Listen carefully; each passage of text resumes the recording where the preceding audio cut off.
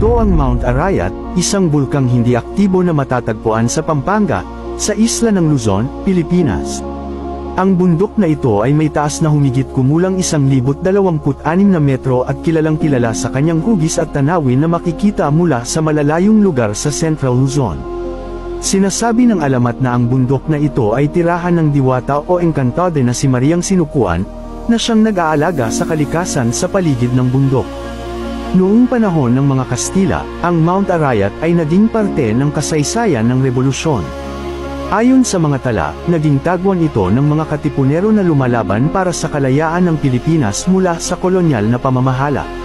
Bukod dito, noong ikalawang digmaang pandaigdig, ginamit din ang kabundukan bilang base ng mga gerilya laban sa mga Hapones. Sa kasalukuyan, ang Mount Arayat ay isang sikat na destinasyon para sa mga mountaineer at nature lovers. May dalawang pangunahing trail na pwedeng akyatan, ang San Juan Baño Trail at ang Magalang Trail, na parehong nag-aalok ng kamangha-manghang tanawin ng kapatagan ng gitnang Luzon.